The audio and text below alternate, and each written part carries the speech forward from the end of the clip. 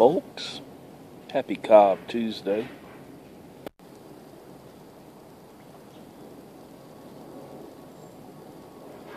I have something I've never had. Peter Stokkebye's Vanilla Cream, which I'm not recently anyway, not normally an aromatic smoker. But this one caught my eye. Trying it out. It's not bad. My socks are still on. It hasn't knocked those off yet.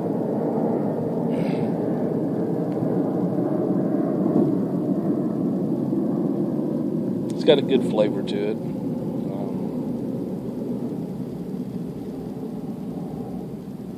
Anyway, this video has potential of going way too long, so I better shut up and start talking. This is a VR to the one and only Mr. Toad, who's celebrating 100 subscribers this week. He's doing a little giveaway of some sort, and he has asked us to pontificate on things historical, which I think is a fascinating topic, the three things he's asked about. I could probably make way too long a video on every one of them. I have thought about this, and it's not an easy subject just to go, oh, this is that thing for me. First thing he asked was, your favorite invention. I went back and forth on this one. I couldn't steer my mind away from most important invention, which I had narrowed down to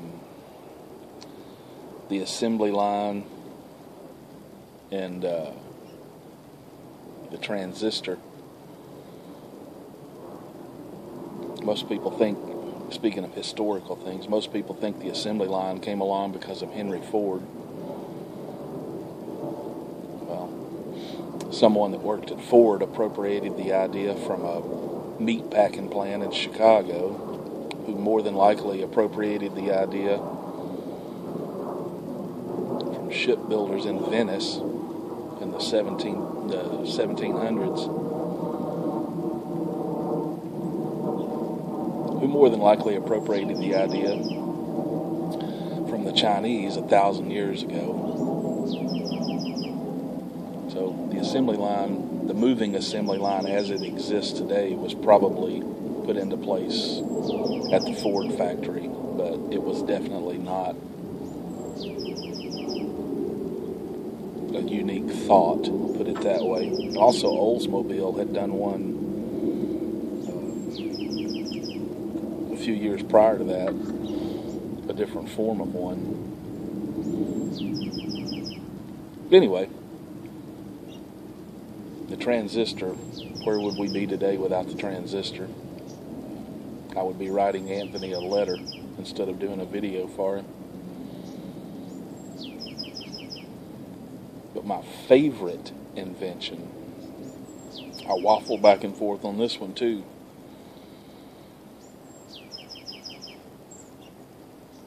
I think I have settled on this thing called the log. It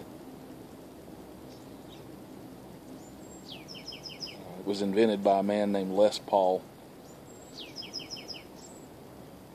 It was the precursor to the Les Paul guitar. It was the first solid body electric guitar that was built.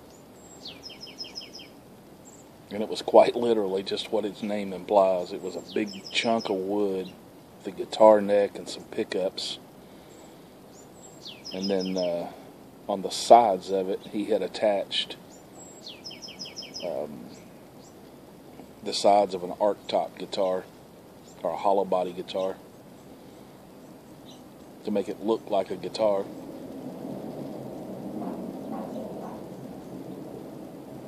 And he took that idea and ran with it, and look where we are today.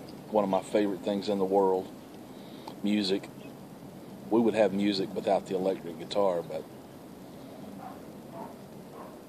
some of my favorite music was produced because of that invention. So that's going to be my favorite invention.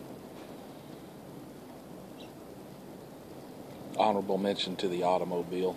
Love cars. I love classic cars. His second question was, what is your favorite event in history? This one, I tell you, racked my brain going back and forth from this to that. Oh, what about this and that? And it's just so much stuff out there. History is a long rabbit hole. The more you dig, the more there is to be dug. You can tell by my shirt, which is service ribbon from the Vietnam War. I'm into the military stuff. And the birth of America as well. The American Revolution. Two of the events that kept coming back in my mind over and over and over again that I'm most fascinated by aren't necessarily singular events in any respect. That's World War II and the Vietnam War, Second Indochina War, the war against the American aggressors. It goes by many names.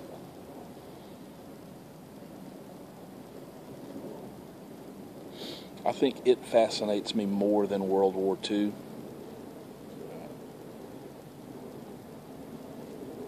Simply because of the history that went into it, not just the event itself. Most people think the Vietnam War, if they had to boil it down in a nutshell, it was, depending on their point of view, it was either the American aggressors invading Vietnam, or it was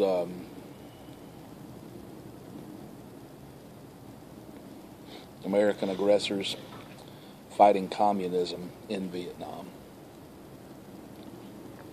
While both of those things are true, they don't come close to telling the entire story. To understand the Vietnam War, especially from the Vietnamese perspective, and even the American perspective, you need to study the history of Vietnam, because the Vietnam War, as we know it, was almost the last stop of a train that had been running continuously for almost 2,000 years. Vietnam has been one of the most invaded countries on the history of the planet.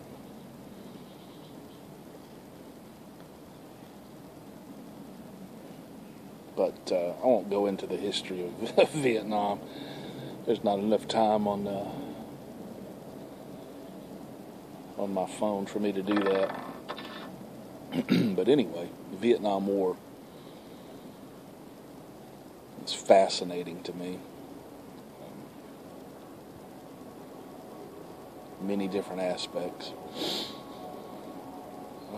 If I had to pick a singular event from that time period that I love to read about,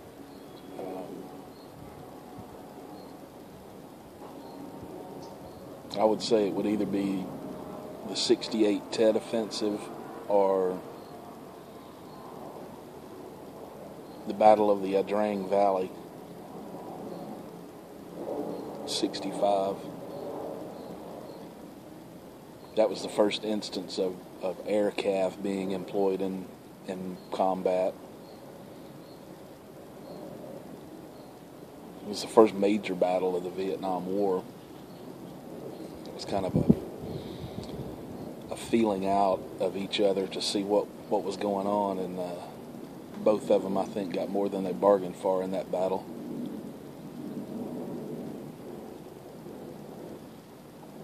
But so that's that. The third thing he asked for was your. That didn't sound good.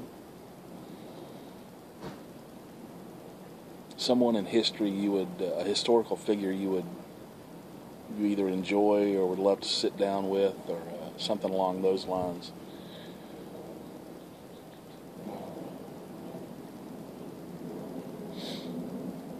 Again, I come back to those two events, or two things that stand out in my mind most, and that's the birth of America and the wars that she's been involved in.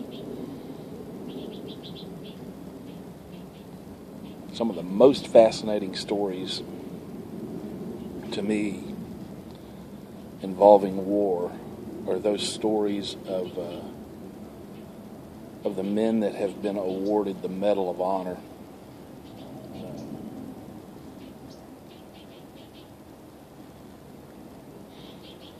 Almost every single one of them that there's anything written of, I mean, there's a significant amount written of most of them that have been awarded since World War II, are just incredibly, some of them are absolutely hard to believe, not that the event happened, but that a person could do what these people did. They're just unbelievable. A couple of years ago, a few years ago now, I studied all the living recipients of the Medal of Honor. At that time, there were, I want to say there were 76 of them. I believe. Anyway, it's been a few years. I did a study of them, and I wrote an essay, a short essay about every one of them. 76 short essays.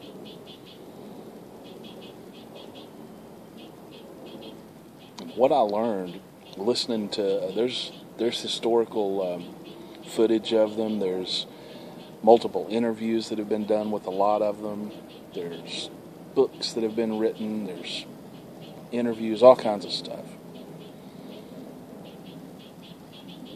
And they're just fascinating. Every one of them to a man, every one of them take no credit for what they did. They acknowledge what happened, but they give the credit to the people that they were there with that didn't get a medal, the people that were in their units that provided support or help, or that died.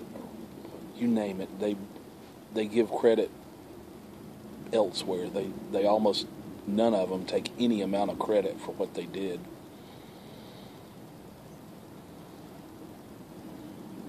And there is a bond, a brotherhood between these guys that is unshakable.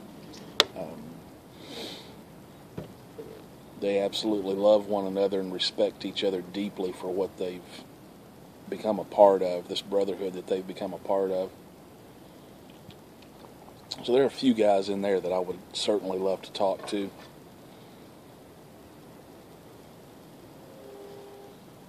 But I believe the person, or persons in this case, that I would love to sit down and have a conversation with, or at least listen to them conversate, would be Thomas Jefferson and John Adams.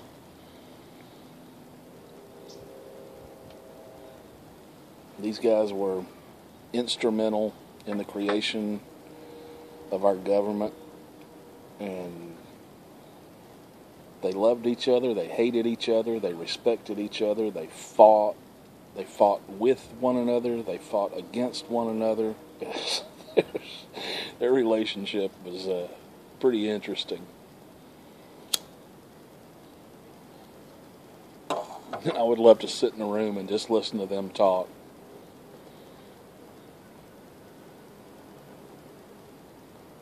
I've read quite a few of the letters that they wrote back and forth to one another.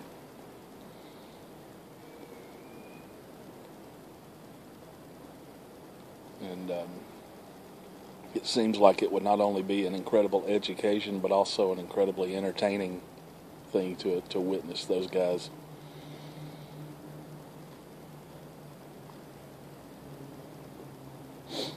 In case anybody out there didn't know it, they died on the same day. That day was July 4th, 1826, I believe. Anyway, it was 50 years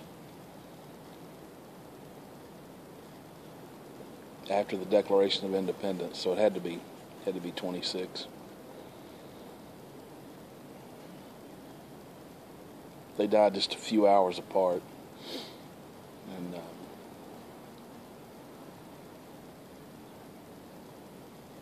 John Adams' last words were actually, "Thomas Jefferson lives."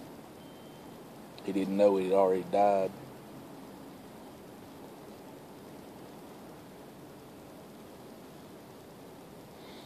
But theirs is an incredibly fascinating story, and those are the two guys I think I would like to sit down and yak with. I hope this answers some of your questions. It filled me with other questions. But,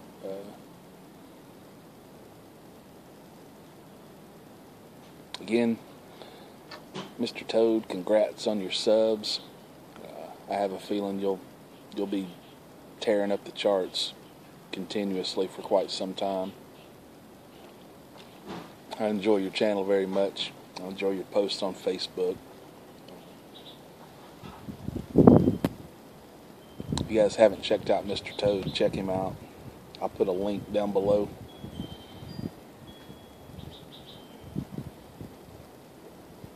Couldn't do a Mr. Toad video without a corncob pipe either. So happy Cobb Tuesday. Thanks a lot, Mr. Toad, for the opportunity for this. I look forward to the VRs because, like you, I'm curious what people out there enjoy from history as well. Should be some good stuff. Take care.